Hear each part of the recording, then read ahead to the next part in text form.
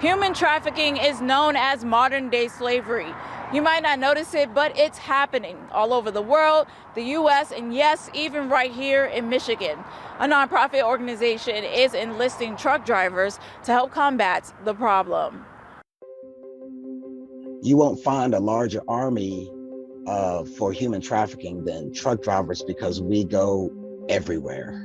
Truckers Against Trafficking is educating truck drivers, bus drivers, and even gas and oil workers so they can combat human trafficking while doing their everyday jobs. We are really working to raise up a mobile army of transportation professionals that can assist law enforcement in the recognition and the reporting of the crime of human trafficking in order to aid in the recovery of victims and the arrest of their perpetrators. And it doesn't take long. Within 30 minutes, organizations can train their people on what to look for and what to do if they suspect they are witnessing human trafficking.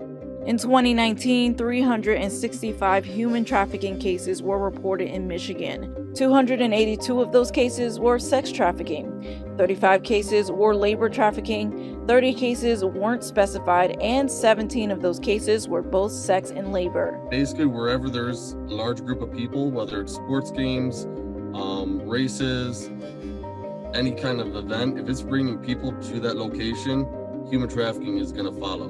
Michigan State Police joined forces with Truckers Against Trafficking about 6 years ago and say they've had a lot of success. A truck driver saw something, a 14-year-old girl walking through the truck stop, going from truck to truck. He made a phone call saying it's middle of winter, she shouldn't be doing this. That resulted in local authorities going out there. It actually saved multiple girls and arrested multiple suspects through a multiple state operation. Literally, a victim of human trafficking may come knocking on their door at a truck stop or a rest area, wherever they're parked. And that's exactly what happened to Arian Taylor, who has been a truck driver for almost 20 years. In January of 2018, he says he was on his way to Compton near Los Angeles when a young lady knocked on his door after he parked at an industrial park. She had 2 garbage bags full of clothes, a few clothes around her, off of her shoulder. And I rolled the window down and I looked down at her and I said, "Can I help you?" And the first thing that came out of her mouth is there any way you can take me home? Taylor said he told her he would find a way. I asked her what her story was, and her story was, pretty simple. Her and her friend and her older boyfriend came down to LA to kind of party for the week. He says the group ran out of money and the older boyfriend suggested the girls do a couple of things so they can continue to party. But the girls said no. And I guess that particular night where she came to my truck, he had had enough.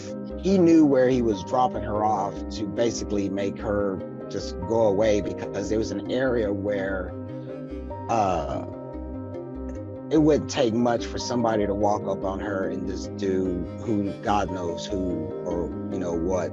He called the National Trafficking Hotline and the young girl eventually made it home. A lot of drivers can say, "Well, I don't have the time." It doesn't take a lot of time to save a life.